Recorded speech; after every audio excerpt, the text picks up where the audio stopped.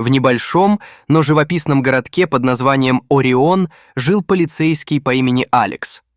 Служба в полиции занимала большую часть его времени, и он был известен среди жителей как добросердечный и терпеливый человек, готовый прийти на помощь в любой ситуации. Его верным спутником и помощником была служебная собака по кличке Рекс. Рекс был не просто собакой для Алекса, он был неотъемлемой частью его жизни, надежным другом и защитником. Они вместе прошли через множество испытаний и радостей, и каждый знал, что где бы ни оказался Алекс, там всегда будет и Рекс. Вместе они проводили много времени, занимаясь патрулированием улиц, охраняя порядок и помогая жителям города.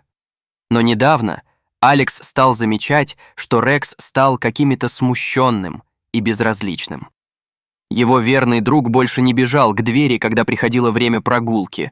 Он не проявлял той игривости и энтузиазма, что прежде отличали его характер. Алекс не понимал, что могло произойти, и это беспокоило его. Он решил, что, возможно, дело не только в том, что Рекс стал старше, и это побудило его отвезти Рекса к ветеринару. Ветеринар, опытный и внимательный, провел осмотр собаки, проверяя его здоровье, делал снимки и анализы. Но, к сожалению, ни один из тестов не выявил физических проблем.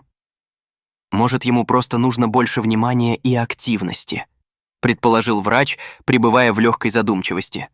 Собаки, как и люди, иногда испытывают стресс или депрессию. С этими словами Алекс вернулся домой, полон надежды, что все изменится к лучшему. Он понимал, что, возможно, ему нужно сделать больше, чтобы привнести радость в жизнь Рекса. Вдохновленный идеей, он решил взять Рекса на прогулку в близлежащий лес.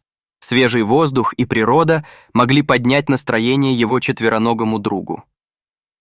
Алекс собрал все необходимое: экстерминальные лакомства для Рекса, бутылку воды и любимую игрушку. По дороге в лес он с нетерпением замечал, как Рекс, сделав несколько шагов к его стороне, казался немного более внимательным и полным надежды. Прибыв в лес, они направились по тропинке, окруженной высокими деревьями и пением птиц. Алекс задавался вопросом, не слишком ли давно они проводили время на природе, и теперь это стало обязательным. Однако во время прогулки, кажется, произошло что-то неожиданное. Рекс вдруг остановился у одного из деревьев, начал нервно обнюхивать землю и поднимать лапу. Это было необычно, и Алекс, заинтересованный поведением своего друга, начал осматривать окрестности с небольшой долей беспокойства. Неожиданно его взгляд упал на что-то странное. Это был старый мешок, частично закопанный в землю, поросший травой и обросший корнями деревьев. Алекс придвинулся поближе, чтобы рассмотреть его, и как только он открыл мешок, его сердце забилось быстрее от тревоги и интереса.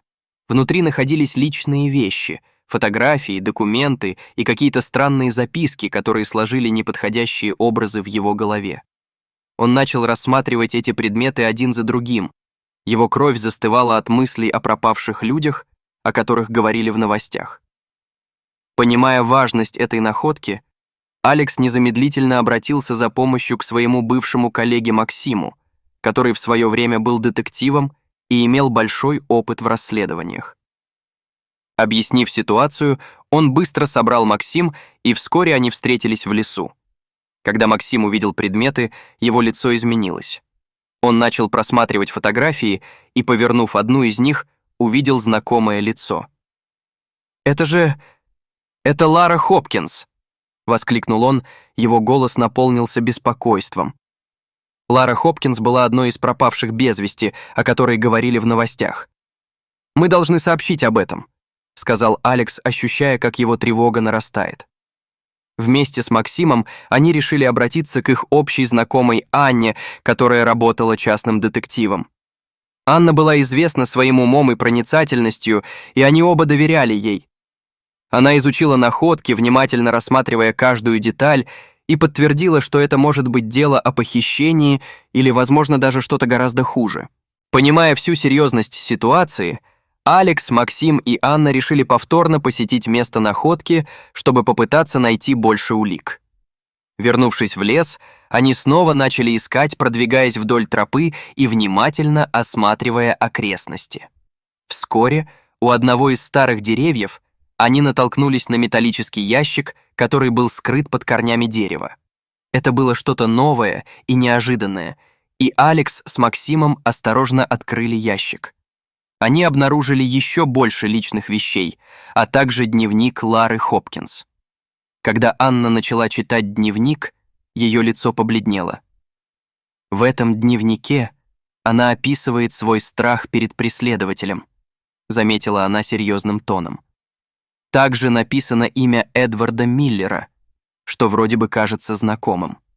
Алекс, Максим и Анна обменялись взглядами, полными тревоги. Находка братьев, по несчастью, обострила их чувство ответственности. «Мы должны выяснить, кто этот человек и как он может быть связан с исчезновениями», сказал Алекс, уверенно внимая каждому слову. Собравшись, они решили отправиться к дому Эдварда Миллера, надеясь найти дополнительные улики, подтверждающие их растущее подозрение. Когда они прибыли к его дому, зловещая тишина окутала их. Алекс, Максим и Анна вышли из автомобиля и направились к двери, но что-то казалось неправильным. В их глазах отразилось напряжение, сопоставимое с пожарищем, и отыскали особняк, они начали исследование. В подвале они обнаружили фотографии и личные вещи Лары, что только подтвердило их подозрения. Это были вещи, которые когда-то принадлежали ей, и оно заставляло их предаваться мрачным размышлениям о том, через что она могла пройти. Рекс, который всегда оставался спокойным и преданным, чувствовал напряжение и вдруг начал настойчиво указывать на скрытую дверь в полу. Это было неожиданно, и Алекс с Максимом осторожно открыли дверной проем. Они спустились в подвал, и Алексу стало не по себе. Он свел страх и любопытство воедино, когда они начали исследовать помещение. В одной из комнат они нашли металлический стул, укрепленный цепями, и следы, которые явно принадлежали Ларе. Это открытие усиливало их тревогу. В углу комнаты Алекс заметил металлический контейнер. Открыв его, он нашел новые послания от Лары, в которых она описывала свои страдания, страхи и надежды на спасение.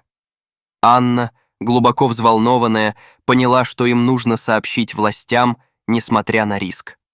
Показав Алексу и Максиму все улики, она собрала команду, чтобы установить ночное дежурство, следя за домом Эдварда. Наступила ночь, и они оставили все вещи, которые нашли, с собой, собираясь к хижине, чтобы передать материал капитану Родригесу. Но как только стемнело, они столкнулись с нападением.